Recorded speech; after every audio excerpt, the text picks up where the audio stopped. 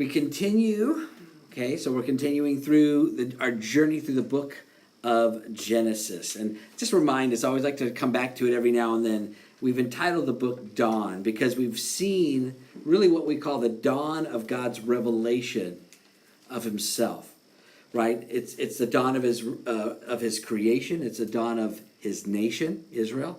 It's the dawn of really ultimately his plan for salvation through Jesus Christ that would come through the nation of Israel, but ultimately through his son, his only begotten son, Jesus Christ. And then we've seen Abraham, we've seen Isaac, we've seen now we're in the midst of the life of Jacob. And last time, if you remember, just kind of getting our minds where we were before, we saw the providence of God, the sovereignty of God, how God sovereignly and providentially stripped away everything from Jacob so that he was left alone in the wilderness. And God came to him, was a man, it said, came to him and wrestled with him. We saw how Jacob wrestled with, we find out, obviously, that it's the Lord himself. Jacob comes to recognize, as he's wrestling, that this isn't just no mere man. This was something beyond that. He was seeing it was the Lord himself. And he asked, he said, I'm not going to let you go until you bless me. And of course, we know that God did bless him. He changed his name, right? He said, you're not Jacob. You're not heel catcher, deceiver, supplanter. Your name is now Israel. He said it meant God prevails. Or it also can mean Prince of God. And so where we left Jacob, Jacob was waiting for his brother, right? He's waiting for brother Esau that he hadn't seen for 20 years in the wilderness. And we talked about this. Though God has changed his name to Israel, we're going to see a lot of Jacob, right? We're going to see Jacob doing things that Jacob does because he's still growing. He's still learning. And Jacob has had a plan, and this is the plan that he had set in motion before God actually met him and wrestled with him, this plan. And we're going to see Jacob continues to move this plan into motion. But later we're also going to see some Jacob maneuvers, if you will, in the fact that God calls Jacob to go back to his father's place, his father's home, if you will, back to what we know is the area of Hebron, and he tells him to go back, leave Haran, leave Laban, go back to Hebron. And we're going to see how Jacob, because of his own shortcomings, his own fears, he falls up, or he pulls up short in his obedience to God. And it's going to have a devastating knock-on effect on his whole family. Not just him, but his whole family. So we're going to get into our time. We're going to get through 4 chapters, believe it or not. The last chapter is all genealogy, so I won't even hardly cover just a few verses in that. But and the other two, some of the other chapters that we're going to be covering are short, so we're going to get through it. So chapter 33 of Genesis, and we'll jump into verse 1. It says, now Jacob lifted his eyes and looked, and there Esau was coming, and with him were 400 men. So he divided the children among Leah, Rachel, and the 2 maidservants. Now, this is the moment of truth, right? 400 men are coming. You don't know if it's going to be good, bad, or ugly. So you just set your plan in motion, and this is what he does. Verse 2, he put the maidservants and their children in front, Leah and her children behind, and Rachel and Joseph last. I thought that was kind of interesting, right? He puts the maidservants and his children, they're her children, their children, then Leah and her children, and then Rachel and Joseph last, right? There's a little bit of favoritism there. We'll see that actually later as we move on into Genesis, that favoritism. Verse 3, then he crossed over before them and bowed himself to the ground 7 times until he came near to his brothers. So that's a very common, actually that kind of movement, that kind of reaction, what Jacob was doing in that bowing 7 times is actually a common greeting in that day and age before kings or royalty. So he was just humbling himself, right? As he's coming up to Esau, he's hoping that his humble, approach, that his humility before him, just bowing before him, appeases whatever anger or might be going on in Esau's heart. But you're going to see that it wasn't even needed. So verse 7, it says, "But Esau ran to him and embraced him and fell on his neck and kissed him, and they wept. And he lifted his eyes and saw the women and children and said, 'Who are these with you?' And he said, 'The children whom God has graciously given your servant.' Then the maidservants came near, and then they and their children bowed down. And Leah also came near with her children, and they bowed down. And afterwards Joseph and Rachel came near, and they bowed down." Right? So Joseph was filled with fear when all along Esau had gotten past the whole situation. He was well past it. And in fact, Esau, remember when we talked about it, he was all about the blessings, right? He was all about what he could get. He thought he had lost it, right? He was definitely angered because he thought he had got duped out of all the blessing. But the truth is, if you think about the situation, once Jacob left, and not only left for just a few days, but left for 20 years, Esau ended up he ended up just fine. He ended up actually getting quite a bit of whatever it was that he had as far as an inheritance, because Jacob wasn't around to gain that or get that inheritance. So he did very well for himself, thank you very much. And Jacob was, his being overrun with anxiety or fear was unwarranted. It was for nothing. So at the same time, this isn't, I think about this. I think how often that is with us. We wrap ourselves up in knots, or we tie ourselves up in knots, and we think, oh, how this is going to work out, And God then all along, he just takes care of us. And even if things don't always go the way we want them to go, even if they go somewhat bad, they almost always are never as bad as we expect them to be, right? Because God just takes care of us.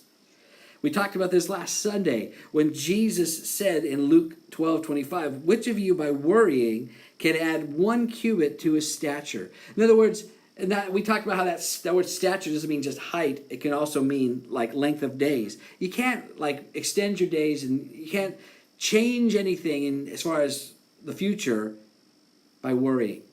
You can probably actually not add, but you could detract, right? It can be detrimental to your health for sure, but most certainly to your faith, worry and anxiety. So here Esau even questions Jacob's approach, right? Remember, he had those 3 sets of entourage kind of coming before, and now his family was coming, and it's like he says, "What do you mean by all this company which I met? Like all these different groups with all this stuff that you're trying to give me?" He said, Jacob says, "Well, these are to find favor in the sight of my Lord." But Esau said, "I have enough, my brother. Keep what you have for yourself." And Jacob said, "No, please. If I have now found favor in your sight, then receive my present from my hand, inasmuch as I have seen your face as though I had seen the face of God, and you were pleased with me." In other words, you showed me the graciousness that God would show, right? And he says, "Please take my blessing that is brought to you, because God has dealt graciously with me, and because I have enough." So he urged him, and he took it. Okay, fine, that's great. Thank you for your blessing. Now, Jacob, I'm sure, was relieved by Esau's response. But we're going to see that he wasn't quite convinced, and he wasn't going to quite let his guard down. Right? And it wasn't sure exactly of Esau's intentions. Verse 12, he says, "Then Esau said, 'Let us take our journey. Let us go, and I will go before you.' But Jacob said to him, 'My Lord knows that the children are weak, and the flocks and the herds are nursing are with me. And if the men should drive them hard, one day all the flock would die. Please let my Lord go on ahead before his servant. I will lead on slowly at a pace which the livestock that go before me and the children are able to endure, until I come to my Lord in Seir.' And Esau said, well, let me leave with you some of the people who are with me." But Jacob says, "What need is there? Let me find favor in the sight of my Lord." In other words, it's no bother. You don't have to worry about that. That's not necessary. So Esau returned to that day on his way to Seir. So Esau was trying to be gracious. He's trying to I'll go with you. We'll go together, right? Catch up, right? Find out what's going on and catch up on old times, right? And he even said, well, okay, if not that, then at least let me provide some protection for you. And Jacob's like, oh, he wasn't convinced, right? You could tell he was kind of putting up a front. The flocks, the children, little ones, and we have to just go at a slow pace. Just go on, I'll catch up with you. We'll meet. I'll be there. I'll come. Well, here's the problem, right? Esau goes back to Seir, which was where they were at. They were basically going to go southwest. We see in the next few verses, Jacob goes northwest. He goes to the north, and Seir's in the south. So he goes in the complete opposite direction, right? He's not going to he's thinking, well, he might change his mind or whatever the case is. It's obvious he's driven by his fear or worry or concern of what might happen. So we move forward, and it says, and Jacob journeyed to Succoth, built himself a house, and made booths for his livestock. Therefore, the name of the place is called Succoth. Now, Succoth means booths. We have the Feast of Succoth. It's Feast of Booths in the Mosaic Law. And then it says, then Jacob came to the city of Shechem, which is in the land of Canaan, when he came from Padan Aram, and he pitched his tent before the city, and he bought the parcel of land where he had pitched his tent from the children of Hamor, Shechem's father, for 100 pieces of money. Then he erected an altar there and called it El Elohe Israel. Now, in these verses, it basically tells us a couple of things. First, we just mentioned Succoth, right? That's actually east of the Jordan River. So that's not even in the what we would call the promised land, right? It's not even in Israel or proper or with the Canaan land. So he stops there, and so he shouldn't have stopped there, but he actually sets up booths, sets up a home basically, and stays there for a little while. Now, that's one place, but then he moves on. See, now, first off, Sukkoth is not even in Canaan land, but when he gets to Shechem is nowhere near where he's supposed to be. Remember, he's supposed to be going to his father's in Hebron. And Hebron is south, right? South of, at the south end of the Dead Sea or the Salt Sea. We'll see, it's called Salt Sea. But he goes to Shechem. Shechem is north. It's like halfway between the Salt Sea and the Sea of Galilee. So he goes to a different location. He goes north, right?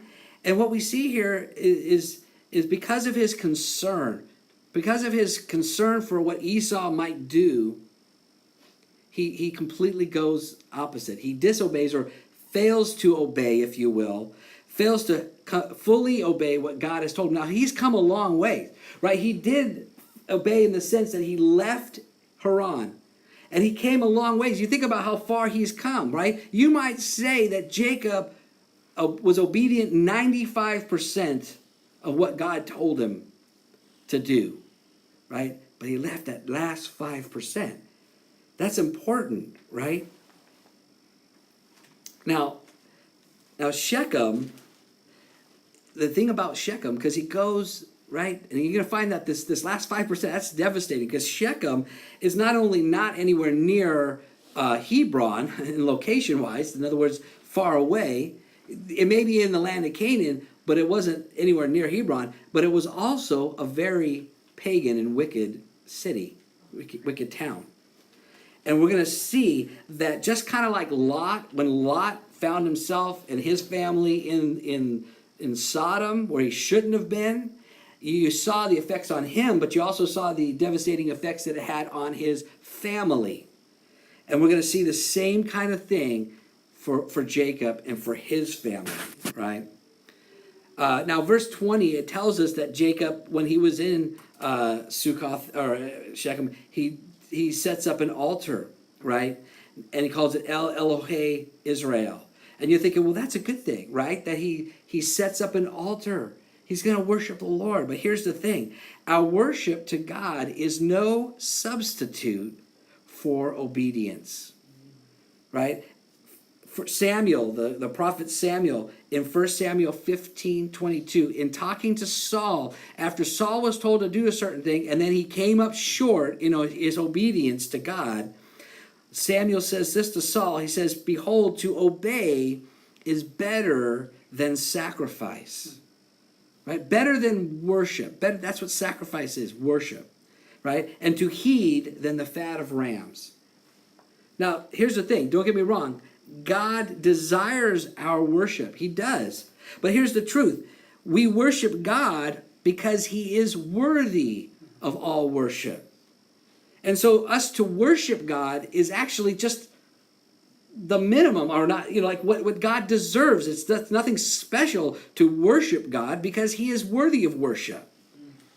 At the same time, to follow God, to obey God, to live in obedience is truly an act of love to God.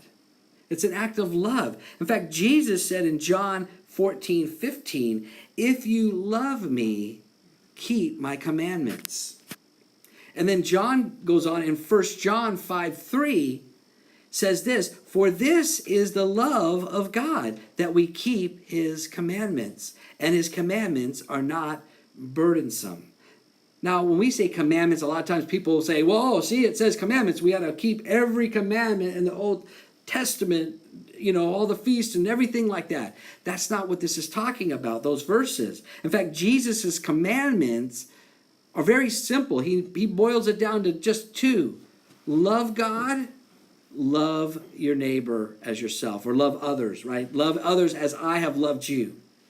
And so, in a sense, true obedience is love, right? It's love, loving God, following him as he leads us and guides us, and then loving others. So for Jacob here, again, he's still growing. He's still learning. Yes, God changed his name to Israel, but he's going to have to learn. But unfortunately, he's going to have to learn the hard way. And we see this in chapter 34. We'll just jump right into it, move right into it. Verse 1 says, "Now Dinah, the daughter of Leah, whom she had borne to Jacob, went out to see the daughters of the land. And when Shechem, the son of Hamor the Hivite, prince of the country," so he was bigwig, "saw her, he took her and lay with her and violated her." This was tragic, right? Because Jacob's daughter, Dinah, ends up getting raped by this guy Shechem. And this has all to do with the fact that she was in the wrong place at the wrong time. And because Jacob should have never have been there. He should not have been settled in Shechem. He should have continued on down to Hebron, where he was supposed to go. So this happens, this tragic thing happens. But unfortunately, that's not the only thing. It gets worse. Look at verse 3. His soul, this is Shechem, was strongly attracted to Dinah, the daughter of Jacob, and he loved the young woman and spoke kindly to the young woman. Now, this guy Shechem, right?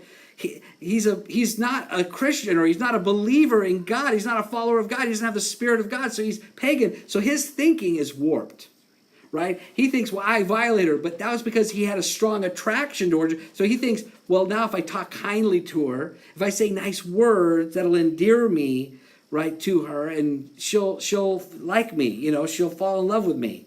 This is that's the world's way of thinking, right? It's worldly. That's how he was thinking. He was sincere in how he was thinking, but he was sincerely wrong. Verse 4 says, "So Shechem spoke to his father, Hamor, says, 'Get me this woman as a wife.' And Jacob heard that he had defiled Dinah, his daughter." So he hears about it, doesn't do anything. Now his sons were with his livestock in the field. They didn't hear about it yet. So Jacob held his peace until they came. Then Hamor, the father of Shechem, went out to Jacob to speak with him. And the sons of Jacob came in from the field when they heard it. And the men were grieved and very angry, because he had done a disgraceful thing in Israel by lying with Jacob's daughter, a thing which ought not to be done. So we understand. That's understandable. Like brothers, right? I have 4 sisters. And it was kind of like the idea that, as brothers, we can torment our sisters right? We can do all the things that brothers do, to sisters. But like, we're the only ones, man. If anyone else messes with my sister, you're gonna have to mess with us, right? That's how brothers can be, and this is how these men were. Now, these men, Shechem and Hamor, they were not thinking they had just done something wrong, him violating her, raping her, because he was like, well, I want to marry her, right? So they're thinking they're doing the honorable thing, or they think they're doing the right thing, or at least the appropriate thing within their custom and culture. And they think they're coming to negotiate for an agreement of marriage. So verse 8, they go on, it says, but Hamor spoke with him, saying, the soul of my son Shechem longs for your daughter. Please give her to him as a wife, and make marriages with us. Give your daughters to us, and take our daughters to yourselves. So you shall dwell with us, and the land shall be before you. Dwell and trade in it, and acquire possessions for yourselves in it. Then Shechem said to her father and her brothers, so Jacob and the brothers, let me find favor in your eyes. Whatever you say to me, I will give. Ask me ever so much dowry and gift, and I will give according to what you say to me. But give me the young woman as a wife. Now, as warped as Shechem was, he was obviously sincere. He obviously had some kind of a feelings for, or an attraction for, and desire for Dinah. But and these guys, they think they're negotiating, right? They think that they're negotiating in sincerity with Jacob and with the brothers, right? But they're not, right? Verse 13, everything begins to unravel for this family. These guys were meant to be the 12, right? They're sons of Jacob. They're meant to be representatives of God on earth, so to speak, right? They're meant to pass on, if you will, the covenant, or be a representation of the covenant that was passed on to them, that came from their great-grandfather Abraham. And yet we're going to see that they act even more despicable than the heathens that were around them. Verse 13, but the sons of Jacob answered Shechem and Hamor as his father, and spoke deceitfully, because he had defiled Dinah their sister. So they were deceiving them, and they said this to them, we cannot do this thing to give you our sister to one who is uncircumcised, for that would be a reproach to us. But on this condition we will consent to you, if you will become as we are. If every male of you is circumcised, then we will give our daughters to you, and we will take your daughters to us, and we will dwell with you, and we will become one people. But if you will not heed us and be circumcised, then we will take our daughter and be gone. And their words pleased Hamor and Shechem, Hamor's son. So they feigned this idea that as if they did a certain thing, they would acquiesce. They had no intention of acquiescence, nor should they. They weren't meant to mingle and mix with the pagan cultures and groups of that area, right? But they were speaking deceitfully, right? Now, this is, as it goes from here, you think about Hamor and Shechem, they're going to have to go back to the guys, the men of the city, of the town, and they're going to have to do quite a sales pitch, right? I mean, think about it. He's like, Shechem, he wants this wife. But for him to get a wife, so for him to get this one woman, you guys all have to be circumcised. We all know what that is, right? It's quite the sales pitch. Now, I guess they did a good enough job. We'll see, because it was successful. Look at verse 19. So the young men, it says, did not delay to do the thing, because he delighted in Jacob's daughter. So, they must have really liked Shechem, and it says he was more honorable than all the household of his father. That's interesting, right? So, even though he rapes a woman, he was probably one of the best of all of them. That tells you a whole lot about the family, the rest of the family. Not a family you'd want to be around, I guess, apparently. And Hamor and Shechem, his son, came to the gate of their city and spoke with the men of their city, saying, these men are at peace with us. So they're going to sell it, right? Therefore, let them dwell in the land and trade in it. For indeed, the land is large enough for them. And let us take their daughters to us as wives, and let us give them our daughters. Only on this condition will the men consent to dwell with us, to be one people, if every male among us is circumcised as they are circumcised. Will not their livestock and their property and every animal of theirs be ours? So they saw, pound sign, bing, ching, ching, ching, right, Only let us consent to them, and they will dwell with us. And all who went out of the gate of his city heeded Hamor and Shechem his son. And every male was circumcised, all who went out of the gate of his city.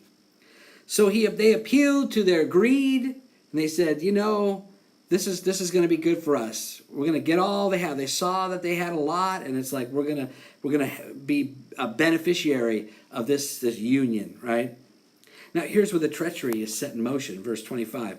Now it came to pass on the third day, when they were in pain, I should say so, they were debilitated, that two of the sons of Jacob, Simeon and Levi, Dinah's brothers, each took his sword and came boldly upon the city and killed all the males. And they killed Hamor and Shechem his son with the edge of the sword, and took Dinah from Shechem's house and went out. So here is Simeon and Levi.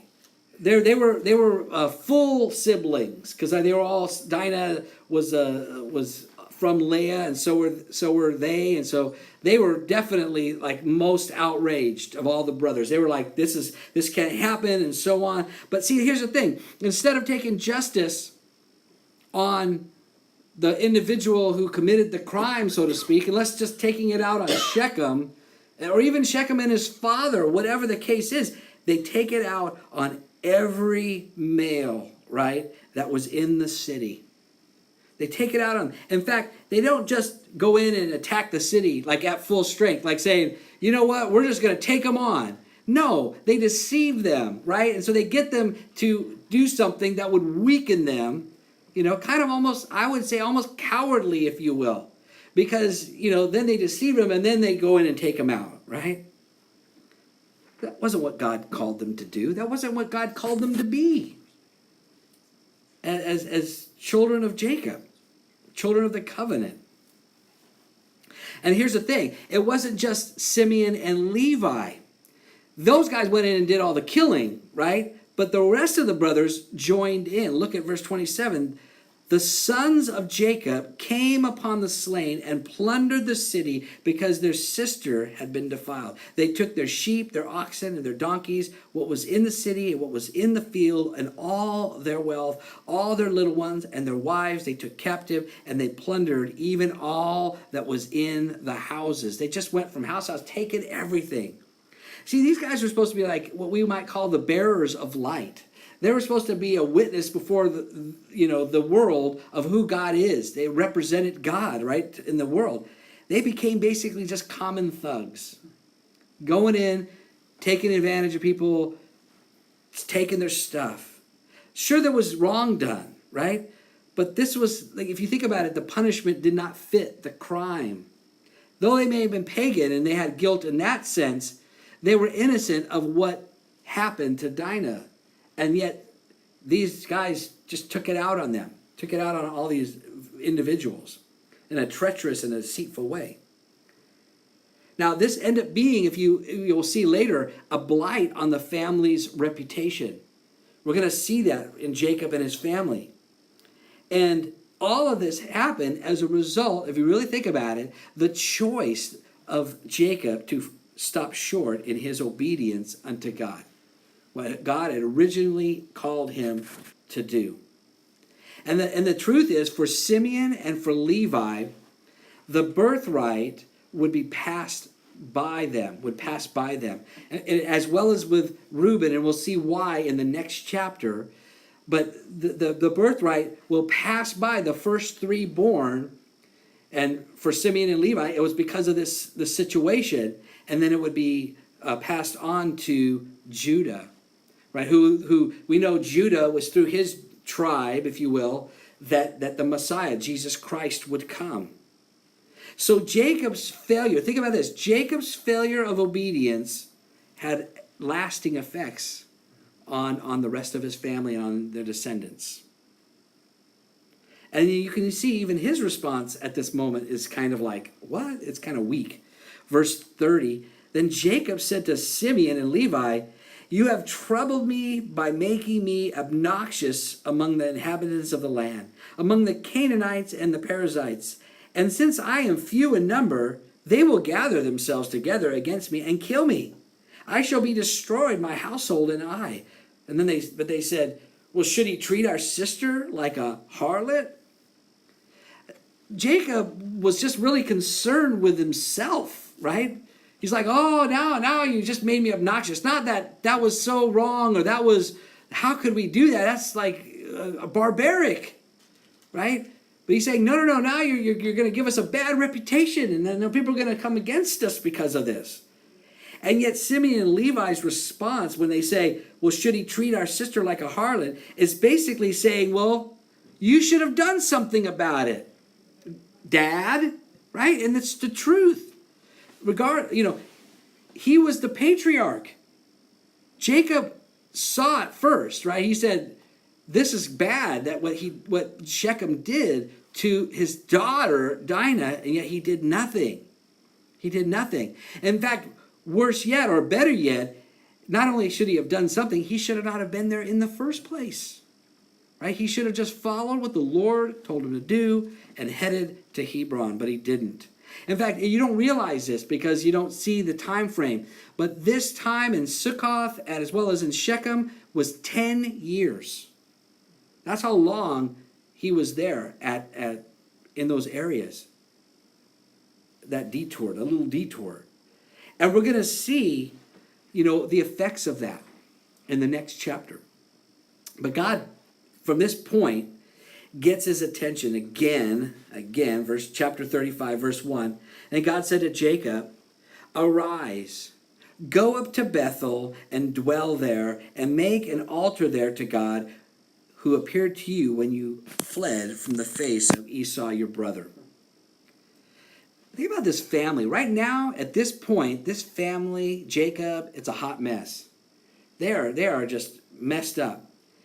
Jacob was in disobedience. His daughters got raped. 2 of his sons are now treacherous murderers. And the rest of his sons are just thugs, plunderers. And so what does God tell Jacob to do? He tells him to go to Bethel. To Bethel. Go up to Bethel. What does Bethel mean? It means the house of God. The house of God. I think that's very appropriate, right? Very appropriate, because how often it is with us, when we are out there. I remember my own life. I remember years, had 3 years of my life earlier in my walk with the Lord away from God, backslidden from God. And when I finally God got my attention, and he got me back, he restored me back, what was the first thing he did? He said, go to the house of God. Go back to the people of God. Go back to church. Go back to the place where God is being glorified. Right? Psalm 122, verse 1, David says, I was glad when they said to me, let us go into the house of the Lord. Asaph, another writer of the Psalms, when he was troubled, when he looked at the world and he looked at the ungodly and how they seemed to prosper, and he just couldn't figure it out, it says in Psalm 73, verse 17, it says, until, he struggled until I went into the sanctuary of God. Then I understood their end. So that's a place to go. We can't avoid, we can't neglect. That's why the Bible tells us in Hebrews 10:25 to not forsake the gathering of ourselves together, as is the manner of some, and all the more as you see the day approaching. So God sends Jacob to the house of God, to Bethel, right? To that place where he first experienced God's presence, the ladder, the angels, and so on. I think of Revelation when he talks to the church in Ephesus, and he says, you've got all these things going for you, but here's this one thing I have against you. You've left your first love. Return to that place again. Return to that first love. Return to that place, the house of God, to find that. So this is what Jacob is called to do. Jacob, it works for Jacob, at least we see it here as his reaction. And Jacob said to his household and to all who are with him, "Put away the foreign gods that are among you. Purify yourselves and change your garments." Finally, Jacob, think about this. Finally, Jacob is leading his family the way he should have done all along. And obviously, whatever that situation was when Rachel stole the family idols, it appears that it had some sort of effect, a knock-on effect in the rest of the family. They all had idols, right? And I'm sure it wasn't just hers, but it was the ones from all the people around him in Shechem. They were just buying into all of that.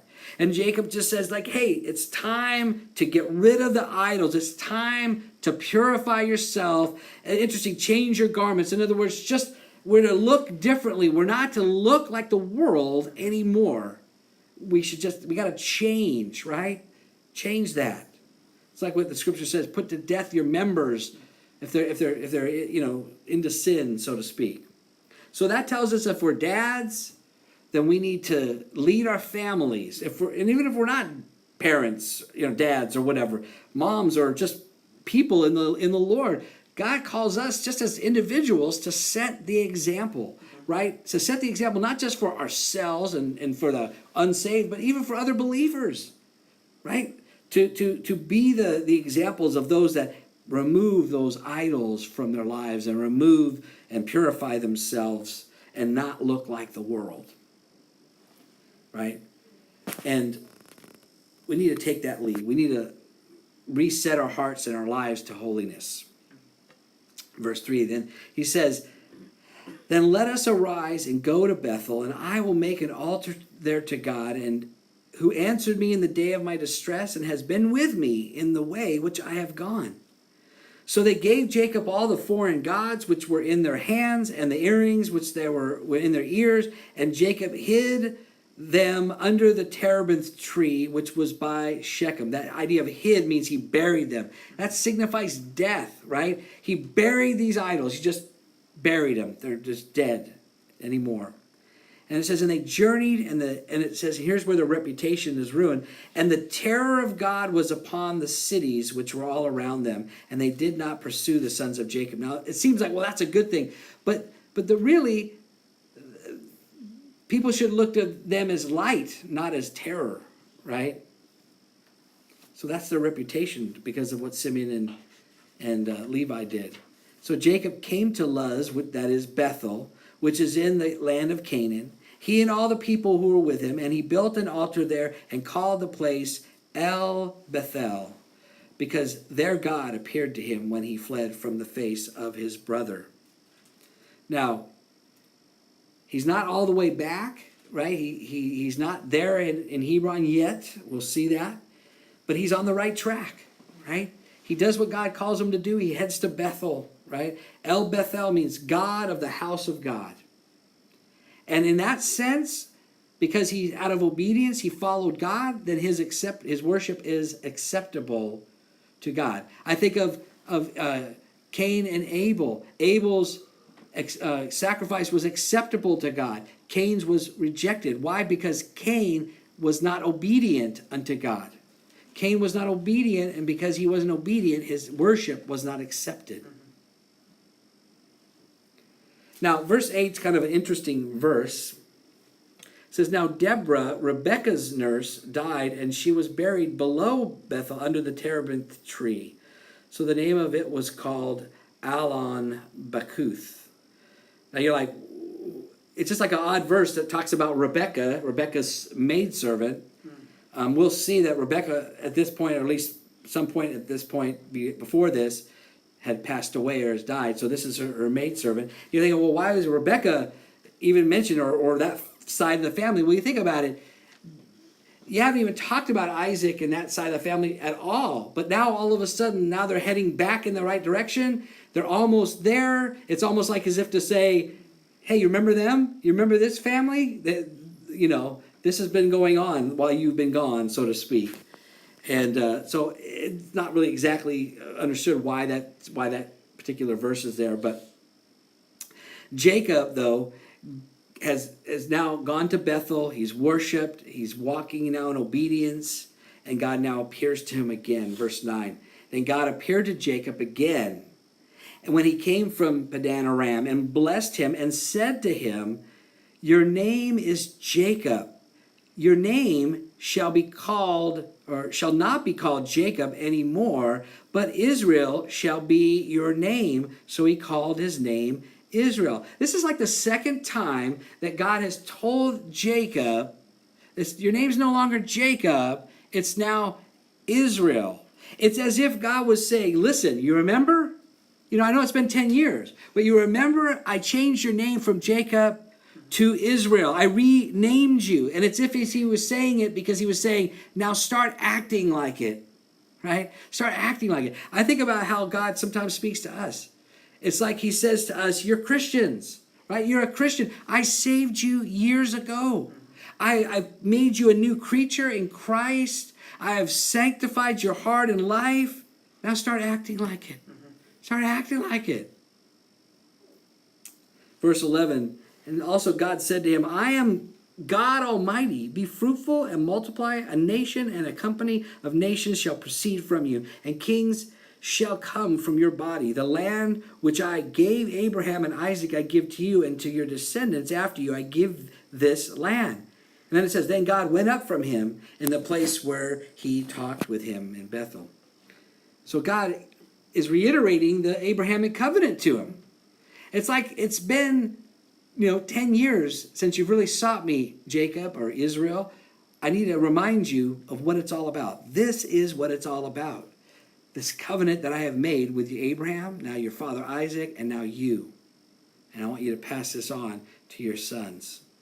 So Jacob gets the message, verse 14. So Jacob set up a pillar in the place where he talked with God, a pillar of stone, and he poured a drink offering on it, and he poured oil on it. And Jacob called the name of the place where God spoke with him, Bethel. He reiterates that it's called the house of God. It's like Jacob saying, this place is really someplace special for me, because it's like the house of God to me. Now Jacob, once again, he's on the move. Verse 16. And they journeyed from Bethel, and then and when there was but a little distance to go to Ephrath, Rachel labored in childbirth, and she had hard labor. Now it came to pass, when she was in hard labor, that the midwife said to her, do not fear, you will have this son also. And so it was, as her soul was departing, for she died, that she called his name Ben-Oni, but his father called him Benjamin. So Rachel died and was buried on the way to Ephrath, that is Bethlehem. Ephrath is Bethlehem. And Jacob set a pillar on her grave, which is the pillar of Rachel's grave to this day. Now, here we see obviously Rachel dying. Now, she wants to call his name Ben-Oni or Ben-Ani. That means son of my sorrow. And Jacob's like, I'm not going to have his name be son of my sorrow for the rest of my life or his life. I'll call him Benjamin, which means son of my right hand. But this is very sad. And you have to imagine, for Jacob, this was probably one of the saddest days. He loved Rachel. He loved her from the very beginning, right? 14 years working for her. And he loved her. He cared about her, But think about this. Her death in the middle, not yet back to where they were supposed to be with the rest of her family, on the way, so almost there, but on the way, didn't make it, is a direct result, in a sense, of the delay that he did by his disobedience. 10 years, she would have been in, at least with his family in Hebron already at that point in time. But because he delayed and he was disobedient, she ends up dying out, in a strange place, not with family. Very sad, sad moment. But at this point, her son Benjamin is born, and we have the 12 tribes are set, right? The 12 sons are there. Verse 21, then Israel journeyed and pitched his tent beyond the tower of Eder. Now it's interesting because it calls him Israel. It's one of the first times he's actually not just said your name is Israel, but he's called Israel. And Jacob's almost there. He's almost to Hebron. And it's kind of, in a sense, it's almost like in this place of his obedience in this place of almost completion, if you will, of what God had told him to do, originally to do, to go be where his father was, Isaac, he's called Israel. I think about that. We talked about what is obedience to us, right? It's to love God, love others. In other words, we are no more like Christ than when we love God or love one another as Christ loves us. When we walk in obedience in love to others, we're more like no more like Christ than we could ever be. That's like what Israel is. Verse 22, it happened when Israel dwelt in that land that Reuben went and lay with Bilhah, his father's concubine, and Israel heard about it. Now, I mentioned this before in the last chapter that something was going to happen, and Reuben was going to show his weakness of character, his carnality, right? And because of that, it costs him his birthright. The birthright here with Reuben, and then what Simeon and Levi did, it's going to get passed by them, and it's going to fall to Judah. And of course, Judah means praise, right? So that's a great name, obviously, where the Messiah is going to come through the tribe of Judah. But we're going to see character issues. These character issues, they're going to come up again as we move forward in our story here with this family. Verses 22 through 26, it's a brief genealogy here of the family. The sons of Jacob were 12. The sons of Leah were Reuben, Jacob's firstborn, Simeon, Levi, Judah, Issachar, and Zebulun. The sons of Rachel were Joseph and Benjamin. The sons of Bilhah, Rachel's maidservant, were Dan and Naphtali. The sons of Zilpah, Leah's maidservants, were Gad and Asher. These were the sons of Jacob who were born to him in Padan Aram. Now, the rest of the chapter, Jacob finally gets to Hebron just in time, unfortunately, to see his father pass away. Verse 27.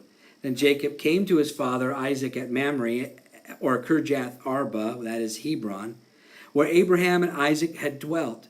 Now the days of Isaac were 180 years. So Isaac breathed his last and died, and was gathered to his people, being old and full of days. And his sons Esau and Jacob buried him. Now, you think again, the repercussions of his disobedience.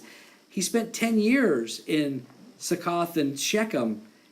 That could have been 10 years he spent with his father that he didn't get to have. He got stolen from him, if you will, by his own disobedience. And as well, we're not told exactly when Rebekah passed away, but it could have very well been within that time frame. And so he would have been able to spend time, got to see his mother one last time, but he didn't get to see her. I always say, like, why waste any time in disobedience, right? Why waste any time? Think about this. Who knows of the opportunities that we're wasting? Because we are falling short of obedience that God has called us to, whatever that might be. So I would say step up, follow the Lord without hesitation or reservation or compromise. In other words, compromise and disobedience is not worth it. Now, chapter 36, as I said, is the last chapter. It's all genealogies.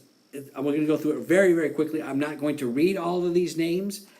You are very, you have my permission. If you want to, if you're interested, you can go ahead and read it on your own. You can get some good names if you're looking for ideas for unique baby names. There you go. I just kind of highlight a couple of verses. Verse 1, it says this is the genealogy of Esau, who is Edom. So Moses wanted to let us know, he is a descendant of Abraham. So this is his genealogy. And why we need to know that? Well, we probably won't know until we get to heaven. We'll find out why we got a genealogy of Esau. But let me point out a couple of things. A couple of verses, verse 6 and 7. It says, Then Esau took his wives, his sons, his daughters, and all the persons of his household, his cattle and all his animals, and all his goods which he had gained in the land of Canaan, and went to a country away from the presence of his brother Jacob. For their possessions were too great for them to dwell together, and the land where they were strangers could not support them because of their livestock. The Edomites would eventually settle well south of the Dead Sea. That would be the land of Edom. Right? But here's what I want to kind of point out too. Because when we talked about this, I think when we first talked about Esau and about him losing his not only birthright, but the blessing, and we kind of somehow have this idea that, Esau, because he, quote unquote, lost a blessing, that he ended up destitute or, deprived of any blessings. That's not the case at all. Actually, Esau did quite well for himself, right? And we even see in these couple of verses, God most certainly took care and blessed Esau.